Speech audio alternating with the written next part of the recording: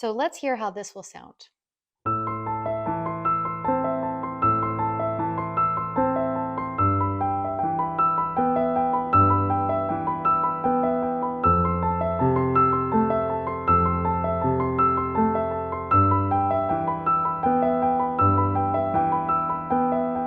And so on. So it's really pretty there.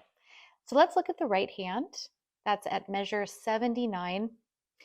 So this whole section has a similar hand shape in the sense that our right hand will be, so here's middle C, 1 E higher, 2, 3. So 3 E's above middle C. We have our pinky or finger 5 and our thumb below that.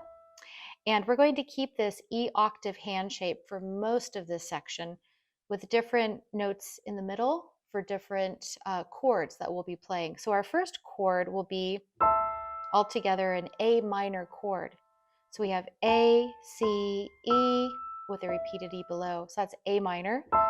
Check your fingering here. Make sure finger 2 is on A, finger 4 is on C. We'll go from this chord to E minor. So the E octave is the same on the outer edges, but we have finger 2 on G, finger 3 on B.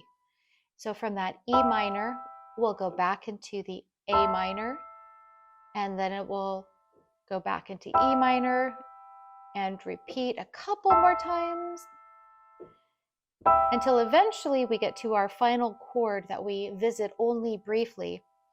And that will actually have, the octave will be moved down a key to D, and then we'll keep finger 2 on G and 3 on B. So this is a G major chord. We have G, B, D, and then that leads us into our final E's that we end this piece on. Okay, so measure 79, going slowly over the chord. We're going to break it up into an arpeggio, starting with the highest note. We walk down, and then we simply walk back up. Repeat that for another measure.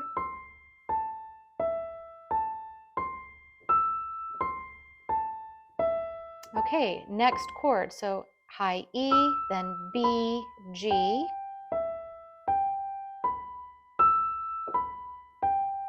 Repeat this for another measure.